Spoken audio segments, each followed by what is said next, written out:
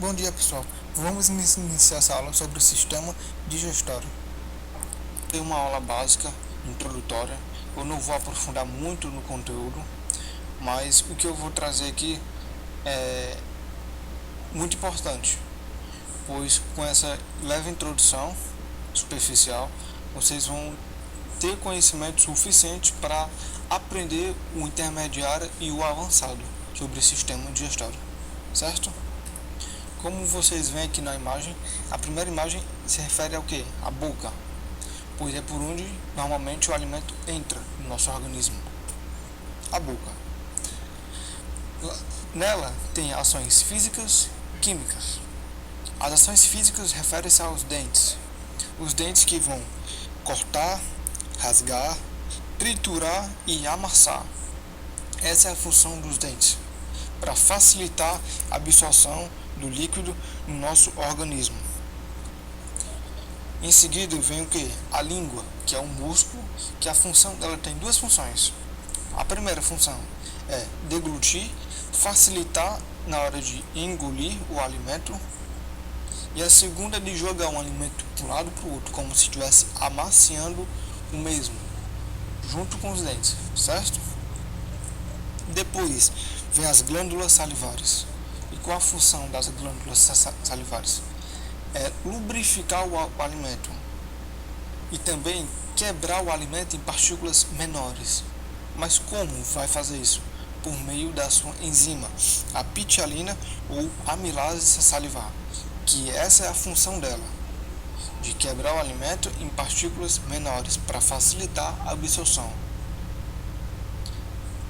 Ainda na boca nós temos os lábios. E qual a função dos lábios?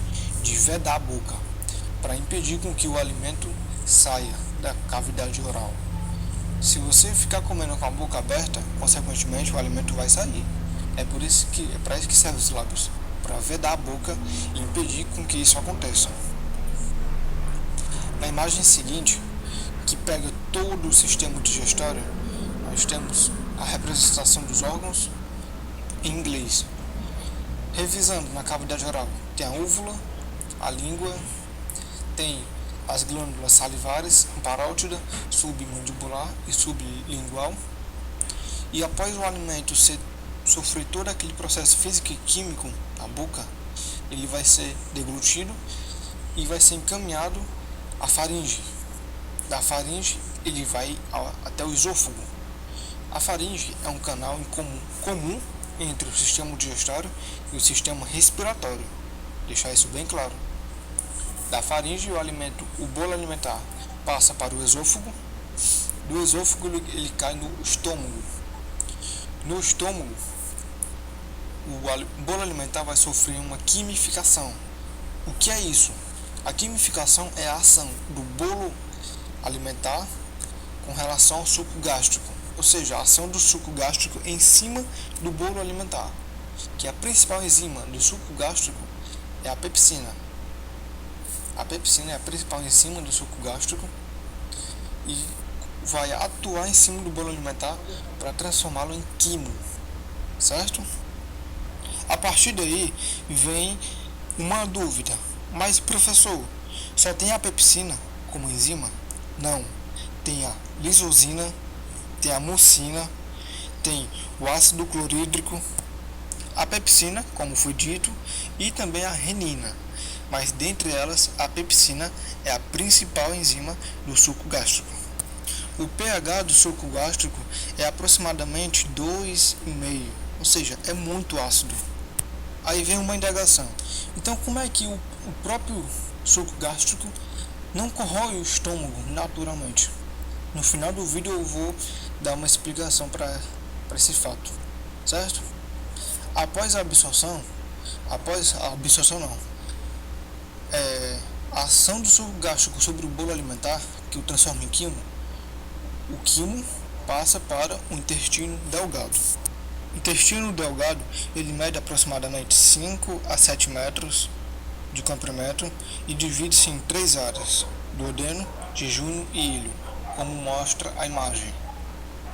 E no intestino ainda delgado ele vai sofrer o processo de quilificação, que é a ação de 3 sucos sobre o quimo, que após a ação desses 3 sucos, o quimo passa a ser chamado de quilo. E quais são esses 3 sucos? Suco pancreático, suco biliar e suco entérico, que após a ação desses 3 sucos, o quimo passa a ser chamado de quilo. Bem, a principal glândula anexa que vamos comentar vai ser o fígado. O fígado ele é a maior glândula do organismo e ele é o responsável pela produção da bile. A bile é uma secreção de cor esverdeada e atua na emulsificação das gorduras, ou seja, ela quebra as gorduras. E também a bile, ela é a responsável por armazenar a vesícula biliar. Correção, pessoal. Correção. Peço perdão pelo meu erro. A bile, ela é armazenada na vesícula biliar, certo? Eu acabei invertendo a ordem. Peço aí desculpas. Mas enfim, vocês entenderam, né? O fígado produz a bile, que atua na emulsificação das gorduras. A bile é armazenada na vesícula biliar. Aí a vesícula biliar ela é conectada ao duodeno através do ducto ou canal de colédoco, que é nessa região em que ela leva a bile ao intestino delgado, certo? Então a bile, a vesícula biliar no caso, é conectada ao duodeno através do canal ou ducto de colédoco, que é nessa região que ela vai liberar a bile. Em seguida nós vamos falar do pâncreas. O pâncreas ele é um órgão que ele ataca tudo, tudo.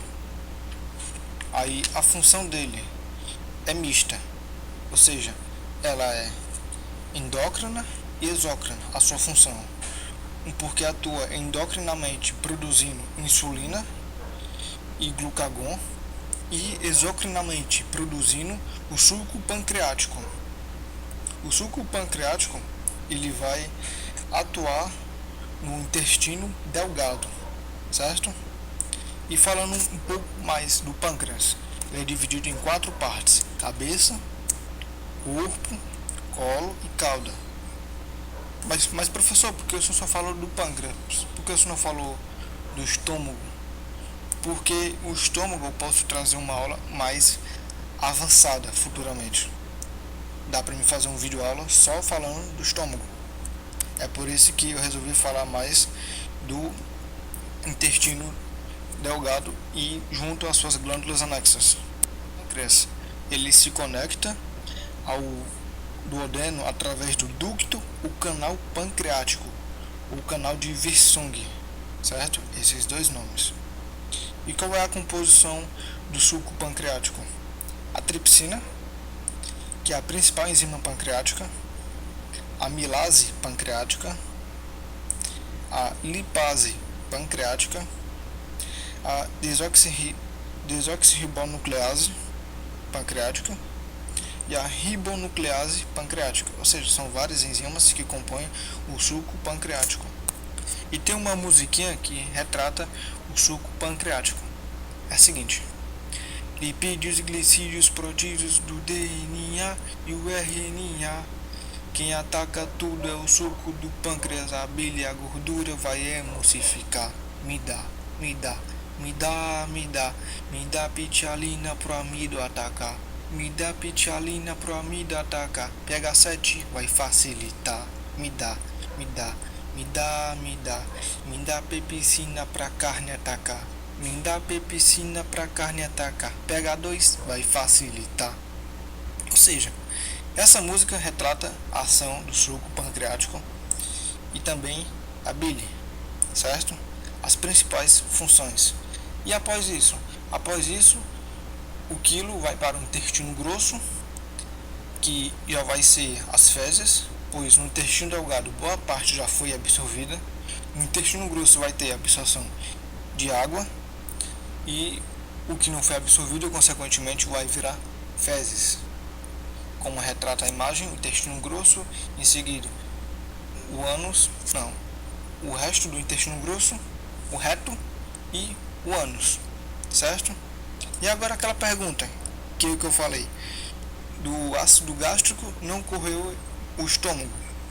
É por causa que no estômago tem uma barreira formada pela secreção de mucopolissacarídeo e mucoproteína produzidas pela glândula mucosa do estômago.